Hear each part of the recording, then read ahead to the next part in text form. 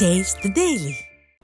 Sir, இப்போ சமீப காலமாக பார்த்தீங்கன்னா இந்த அரசு பள்ளியில் மாணவிகளுக்கு எதிரான இந்த பாலியல் சீண்டல்கள் அதிகரிச்சுட்டே வருது. குறிப்பாக பார்த்தீங்கன்னா ஆசிரியர்களே மாணவிகளுக்கு வந்து பாலியல் தொல்லை கொடுக்குற சம்பவங்கள்லாம் நடந்துக்கிட்டு தான் வருது. இந்த சம்பவங்கள்லாம் என்ன செய்தியை நமக்கு உணர்த்துது? சார், இந்த சம்பவங்கள் வந்து சமூக விரோத சிந்தனையும் பாலியல் ரீதியான துன்புறுத்தல் செய்ய வேண்டும் என்கின்ற அந்த சிந்தனையும் ஆசிரியர்கள் மட்டுமல்லாது அனைத்து தரப்பிற்கும் மேலோங்கி இருக்கிறது. அதற்கு காரணம் என்னென்னா, கட்டுப்பாடற்ற நிர்வாகம் இருக்கிறது. ஒரு குற்றத்தை தடுக்க வேண்டும் என்கின்ற முனைப்புடன் செயல்படுகின்ற நிர்வாகம் இங்கே இல்லை. அதனுடைய வெளிப்பாடு தான் என்ன செய்தாலும் இங்கே தப்பித்து கொள்ளலாம் என்கின்ற நிர்வாக நிலையில் பல மோசமான நிலை அப்படின்னு கூட சொல்லலாம். இவை அனைத்தும் தான் இது போன்ற குற்றச்செயல்கள் மேலும் மேலும் நடப்பதற்கு காரணமாக இருக்கிறது.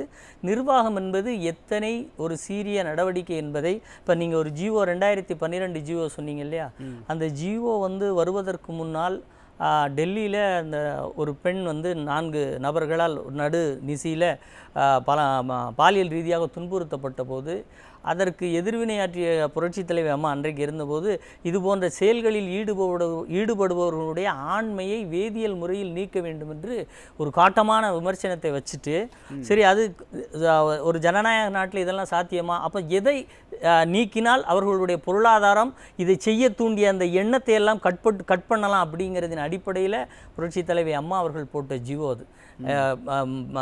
இந்த குற்றத்தில் ஈடுபடுகிற ஆசிரியனுடைய கல்வி தகுதியிலிருந்து அவர்களுடைய அனைத்து தகுதிகளையும் நீக்குவதென்பது அப்படி கொண்டு ஒரு நிர்வாக ரீதியாக எவ்வளோ நேர்த்தியாக பெண் கல்வியை, பெண் பாதுகாப்பிற்கு, இன்னும் சொல்லப்போனால் அதிமுக ஆட்சி காலத்தில் தான் தமிழகத்தில் இதுவரை இல்லாத அளவுக்கு 80,000 கோடி கல்விக்கு ஒதுக்கப்பட்டது. ஏன்னா பெண்கள் அதிக அளவில் அதிமுக ஆட்சி காலத்தின் போது நிறைய பள்ளிகளுக்கு வந்தார்கள். இந்த ஒரு ஈர்ப்பு, ஒரு புரட்சி தலைவி அம்மா போன்று எல்லோரும் ஒரு உயரிய இடத்துக்கு வர முடியுங்கிற ஒரு நம்பிக்கை, இந்த மாதிரி தான் வந்து புரட்சி தலைவி அம்மா வந்து மாணவிகளுக்கு என்று பார்த்து திட்டங்கள்.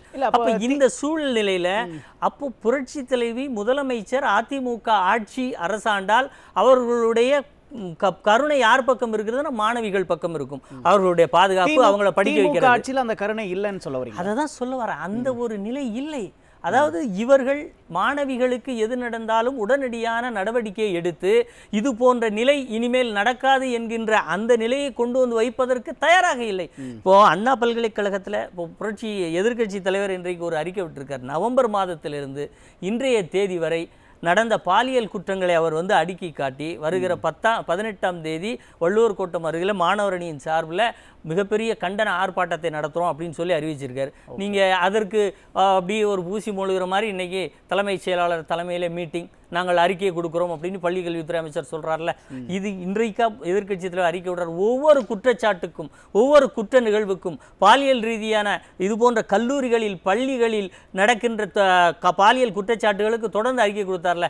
இதுவரைக்கும் நீங்கள் எதையுமே செய்யாமல் இன்னைக்கு அறிக்கை கொடுக்கக்கூடிய அளவுக்கு பாலியல் குற்றச்சாட்டுகள் அங்கே நடந்திருக்கிறது என்பதை இன்னைக்கு வெளியே ஒத்துக்கிட்டாங்களா? இதுவரைக்கும் நீங்கள் சொல்லும் போதெல்லாம் இல்லை, அப்படிலாம் இல்லையே, இங்கே நல்லா இருக்க அந்த நிர்வாகம், நாங்கள் பயங்கரமாக ஸ்ட்ரிக்டாக இருக்கோம், பள்ளி கல்வித்துறை என்னுடைய பொறுப்பில் இருக்குன்னா அப்படி இப்படி நீங்களே வெள்ளை அறிக்கை கொடுக்க வேண்டிய நிலைக்கு இந்த குற்ற நிகழ்வுகள் இத்தனை எண்ணிக்கை அளவில் அதிகரிச்சிருக்குன்னா அப்போ உங்களுடைய நிர்வாகம் எவ்வளவு மோசமான நிலைக்கு போயிருக்கு. இல்லை, எனக்கு என்ன கேள்வினா சார், இப்போ சம்பவங்கள் நடக்குது, ஓகே, உண்மையிலே கண்டிக்கத்தக்கது. அதற்காக திமுக அரசு பெண்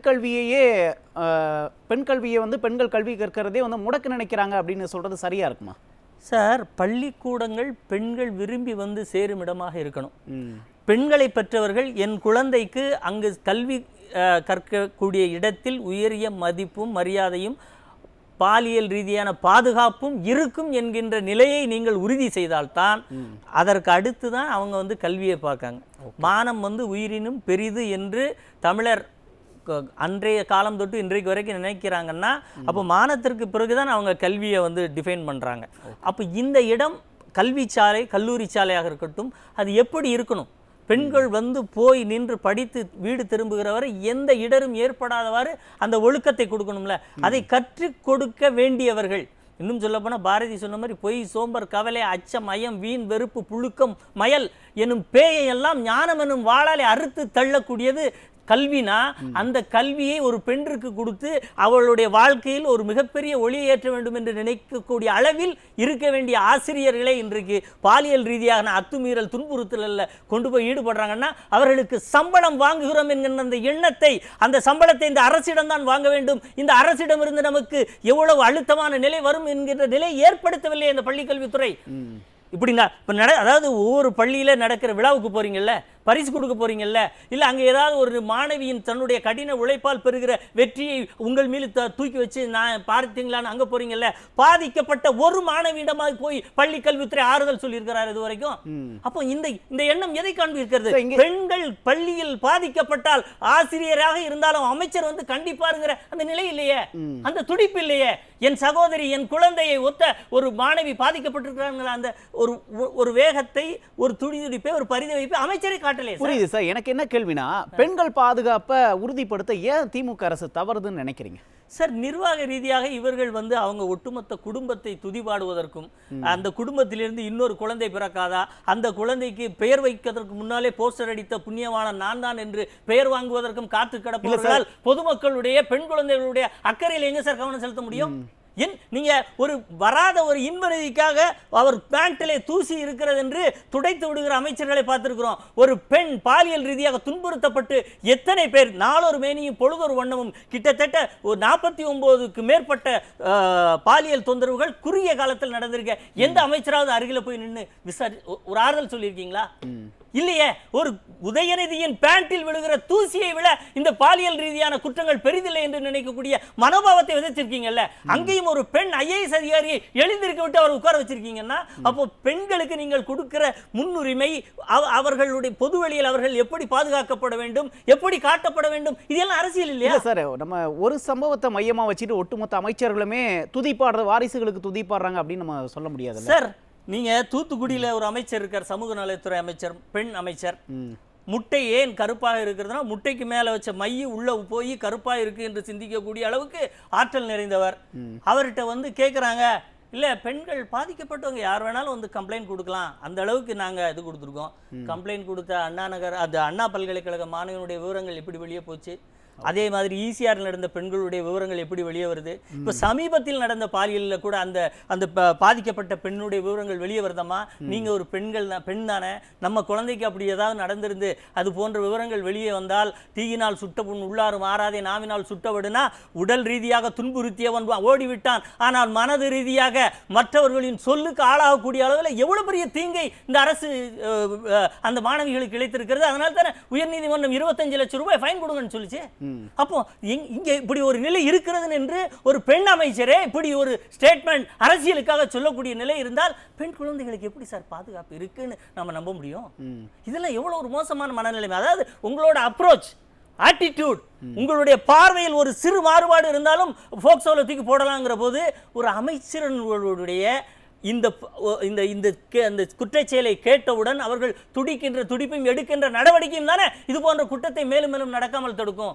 அப்படி இல்லை என்பதை தானே நாங்கள் எதிர்க்கட்சி தலைவர் தொடர்ந்து வலியுறுத்துறாரு. இல்ல புரியுது சார். எனக்கு இப்போ சமூக விரோதிகள், ஒரு போதை ஆசாமிகள் இதுக்கு முன்னாடி இந்த மாதிரி பாலியல் சம்பவங்களில் ஈடுபடுறத நம்ம நிறைய பார்த்துருக்கோம், நிறைய செய்திகள் வந்திருக்கு.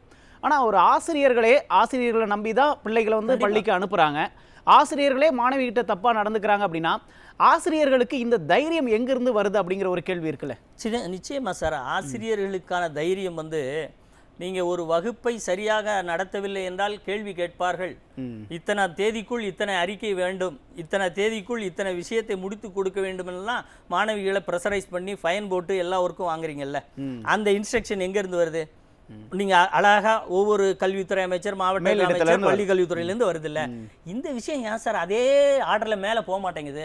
இல்ல அதே ஆர்டர்ல சீக்கிரமா வந்து ஏன் அந்த ஆசிரியரை வந்து கடிஞ்சு, இல்ல அதற்குண்டான ஒரு ரிவ்யூ மீட்டிங் அதை ஒரு பெரிய அளவில் எடுத்து ஏன் நடந்தது, இது போன்ற இன்னும் நடக்கக்கூடியது என்ன? இன்னும் சொல்ல போனால் 2020-21 கல்வியாண்டுல புரட்சி தமிழர் எடப்பாடியார் வந்து ஒரு ஜீவோ போட்டார். ஒரு ஊராட்சிக்கு, ஒரு நகராட்சிக்கு, ஒரு மாவட்ட அளவில் பெண்கள் பாதுகாப்பு பாதுகாப்பு குழுன்னு போட்டாங்களே, அப்படி ஒரு குழு சிவகங்கை மாவட்டத்தில் போய் விசாரித்ததில் 7 பெண் குழந்தைகள் அந்த குழுவிடம் முன் வந்து கம்ப்ளைண்ட் கொடுத்ததில் 8 பேரை அரெஸ்ட் பண்ணாங்கல்ல. அப்போ அது போன்ற அந்த குழுக்கள் போட்டு அதற்கான பாதுகாப்பையும் அதிமுக அரசு ஏற்படுத்தி வச்சிருந்தது 2020-21 கல்வியாண்டிலே. அப்போ 12ல் புரட்சி தலைவி அம்மா வந்து என்ன தண்டனை என்னென்னலாம் செய்யணும்னு கொடுத்துருக்காங்க. அதை வெளிவராமல் போயிடக்கூடாது, பெண் குழந்தைகள் தயங்கி விடக்கூடாது, அவங்களுடைய பெற்றோர்கள் ஏதோ ஒரு காரணத்துக்காக உள்ள இந்த குற்றச்சாட்டை மறைத்து விடலாம் என்று நினைக்க கூடாது. இதுக்கு நீங்க வந்து காவல்துறைக்கு போக வேண்டாம். இது போன்ற குழுக்கள் இங்க இருப்பவர்கள் IAS அதிகாரிகளிலிருந்து உங்கள் பகுதிகளில் தேர்ந்தெடுக்கப்பட்ட ஒன்றிய கவுன்சிலர், மாவட்ட கவுன்சிலர், இப்படி மக்கள் பிரதிநிதிகள், இவங்களை அனைவரையும் ஒரு குழு வச்சிருக்காங்க. அங்க போய் அவர்கள் சொல்லுகின்ற இடத்தில் அதை சொன்னால் வெளியே வரும் என்கின்ற நிலையை ஏற்படுத்தி வச்சிருந்தாங்க. அதை நீங்க கண்காணிக்கிறதுக்கு தவறி இருக்கீங்க. இப்படி தொடர்ந்து பாதுகாப்புக்காக செய்யப்பட்ட அனைத்து மெக்கானிசத்தையும் இந்த அரசு கண்டுகொள்ளாமல் அதில் உரிய நடவடிக்கையாமல் விட்டதின் காரணம் தான் இன்றைக்கு இத்தனை பெண் குழந்தைகள் பாதிக்கப்பட்டு. பேசுவோம் ஏன் மாணவிகள் மீது அரசு அக்கறை கொள்ளல அப்படிங்கிறத பற்றி நம்ம தொடர்ச்சியாக பேசுவோம். அதிவீரராம பாண்டியன் சார், சார் இப்போ இவ்வளோ அவலங்கள் நடக்குது, அரசு பள்ளியில் நடக்குது, ஆனால் திமுக அரசு பெண் கல்வி பெண் உரிமையெல்லாம் பேசுகிறாங்களே, இதெல்லாம் ஒரு அரசியலுக்காக பேசுகிற நாடகமா? ஆமாம், செயல் வேறா இருக்கிறது. மக்கள் மன்றத்தில் உச்சரிக்கிற வார்த்தைகளும் பேசுகின்ற, அதாவது முதலமைச்சர் என்பதால் அவர்களுக்கு கொடுக்கப்படுகிற ஆடியன்ஸ், ஒரு செய்தி சேனல்களாக இருக்கட்டும், மீடியாக்கள், எழுத்து ஊடகம், இப்படி எல்லாமே முதல்வர் என்ன பேசினாருங்கிறதுக்கு முக்கியத்துவம் கொடுக்கும். அப்போ வந்து நீங்கள் மக்களுக்கு இனிக்கிற மாதிரி பேசுகிறீங்க. அதே நேரத்தில் ஒரு பள்ளியில் அதே போன்ற உங்களுடைய இனிப்பு வார்த்தை இனிப்பு செயலாக மாறி இருக்கான்னு அங்கே இல்லை. இது எப்படின்னா, ஒரு தான் பெற்ற குழந்தைக்கு ஒரு தாய் அளிக்கின்ற பாதுகாப்பு என்பது வேறு, ஒரு மாற்றான் தாயால் அந்த குழந்தைக்கு கிடைக்கிற பாதுகாப்பு என்பது வேறு. இப்போ நாங்கள் என்ன சொல்ல வரோம்னா, இந்த ஆட்சி பெண் குழந்தைகளே அணுகுமுறை மாற்றான் தாய் மனப்பான்மையோடு இருக்கிறது. இது எப்படி வந்து தன் குழந்தைக்கு நேர்ந்தால் என்ன துடிப்பு இருக்குமோ அது போன்று இந்த அரசு நிர்வாகம் குழந்தைகளுக்காக துடித்தால், தவித்தால், பாதுகாப்பாக நின்றால் இது போன்ற குற்றங்களை அப்போதுதான் தடுக்க முடியும். வெறும் வார்த்தைகளால் பேசிவிட்டு சென்றால் மட்டும் அப்படி நிற்க முடியாது. இன்னொன்று, இப்போ என்ன இது போன்ற, இப்போ நீங்க கேட்டீங்க தனியார் மயமாக்குவதற்காக இது போன்ற செய்திகள் இல்லை, இந்த குற்றங்களை எல்லாம் நடப்பதை கண்டுகொள்ளாமல் விடுகிறார்கள்னா, இப்போ எனக்கு இன்னொரு பயம் என்ன தோணுதுன்னா, ஒருவேளை வந்து புரட்சி தமிழர் வந்து 7.5% இடஒதுக்கீடு மருத்துவ இடஒதுக்கீடுகளில் அரசு பள்ளிகளுக்கு கொடுத்துருக்காங்க. இப்போ அந்த அரசு பள்ளிகளில் அதிகம் பெறுறது மாணவர்களுடைய எண்ணிக்கை அதிகமாக இருக்கு. அப்போ இந்த 7.5% ஏதோ நெருக்கடி கொடுப்பதற்காக கூட இருக்கலாமோ? ஏன்னா அரசு பள்ளிகள் அதிமுக திட்டங்களை முடக்கின மாதிரி இதையும் முடக்கணும் அப்படிங்கிறதுக்காக ஏழைகளுக்கு கிடைக்கப்பட்ட மிகப்பெரிய வரப்பிரசாதம். அப்ப அப்படிக்கான கண்ணோட்டத்தில் இதை பார்க்க வேண்டியிருக்கு. அதனால இது வெள்ளை அறிக்கை என்பது என்ன குற்றம் நடந்தது, எவ்வளவு நடந்தது என்பதோடு மட்டும் நிற்காமல், இந்த குற்றங்களுக்கான பின்னணியில் ஏதாவது தனியார் மருத்துவ கல்லூரிகளோ இல்லை அதற்கான செயல் திட்டங்களோ இப்படி என்னவெல்லாம் இருக்கிறது என்பதை மிக டீப்பா போய் அலசி ஆராய வேண்டிய தேவை ஏற்பட்டிருக்கிறதுங்கிறத. நன்றி.